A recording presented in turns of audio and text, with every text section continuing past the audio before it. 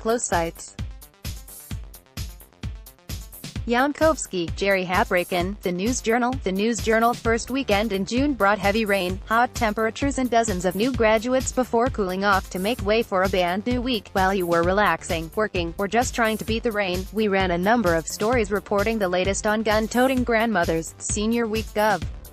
Carney's hidden emails and more. To get you up to speed as you start your week, here's what you missed. Armed in Delaware, why women carry. No many people can brag that their grandmother fosters pit bulls, rides a Harley-Davidson motorcycle and carries a firearm wherever she goes. Cindy Baweck's children and grandchildren can. They've grown up spending holiday evenings shooting targets at the family's private range in Kent County. I'm a firm believer of women doing things for themselves and not just doing ladies' nights at Shooter's Choice, she said. It's the same principle that I tell people about motorcycle riding. Every woman should take a motorcycle safety course, if for no other reason. If someday you are someplace and the only way you can get out of there is a motorcycle, you've at least got a base knowledge of how it works. The gun control debate in Delaware is highly divisive, so we asked a handful of local women to share why they choose to be armed. Maddie Loria reports, what's the appeal of firearms for women in Delaware? Carney redacts Rodney Square bus emails. Rodney Square bus advocates wanted to know why the transit hub was dismantled. Instead, they got pages and pages of useless documents. The emails are a response to a Freedom of Information Act request the coalition to keep bus service on Rodney Square sent in December. They hope to learn why Gov. John Carney orchestrated the dispersal of bus routes from downtown Wilmington. It only raises more questions.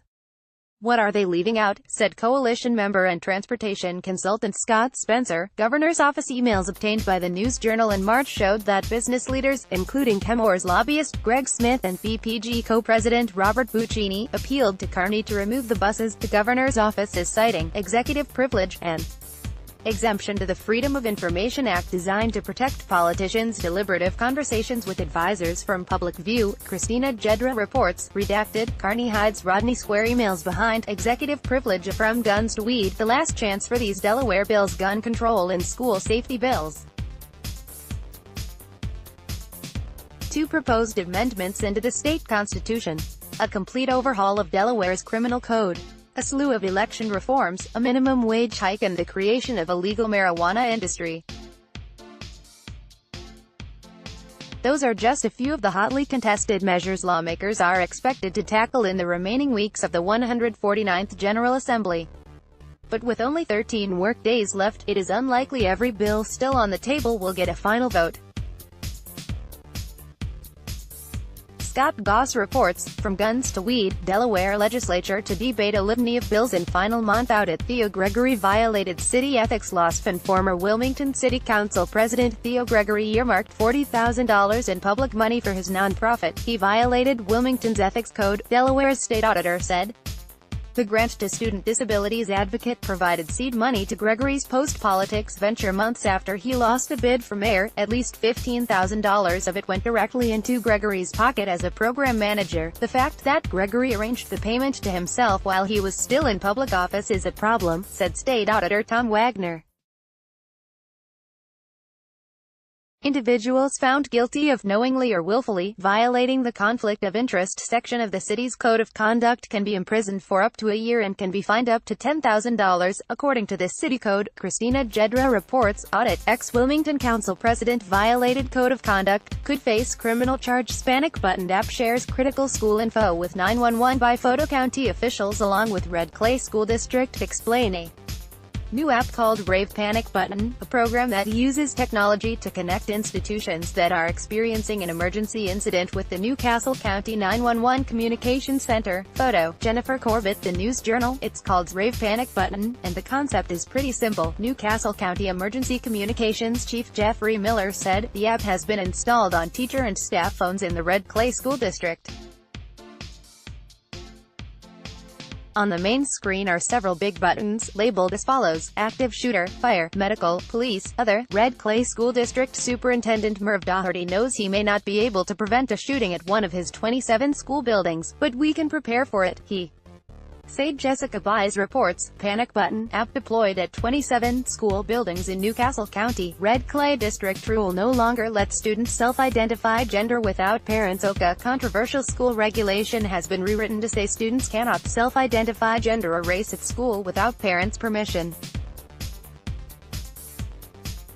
But while one camp is celebrating that fact, the other says it could have dire consequences for transgender kids in Delaware. Jim Bianchetta, president of Wilmington, North Delaware PFLAG, a support group for LGBTQ children, parents and allies, said the regulation contained important protections for transgender students unable to express their true gender identity at home. Bianchetta said, "School may be their only outlet. If the regulation is passed as is, they would lose that freedom and may be more likely to engage in unhealthy behaviors such as attempted suicide, drug or alcohol abuse and smoking. This is a victory," members of the group, United Opposition to Deregulation 225, said.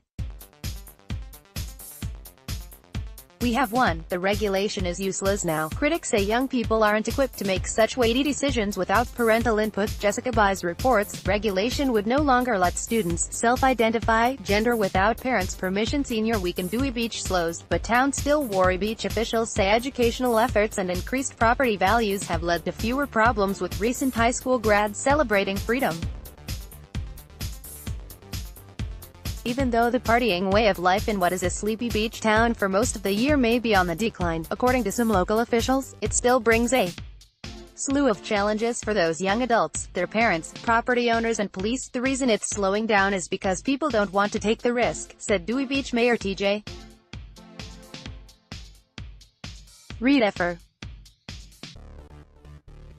While Riedeffer spoke of Dewey being strict about underage drinking and renaissance of the town, he also embraced the idea of Dewey being the go-to spot to party at the beach. "Just don't be that guy," Riedeffer said, alluding to the Starbirds video pleading with people of all ages to act appropriately if they decide to get tipsy.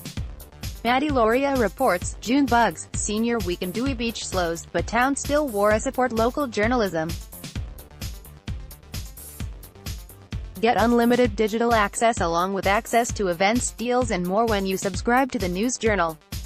Reader share the story. https://www.delawareonline.com/story/news/2018/06/04/top-reads/6680210002/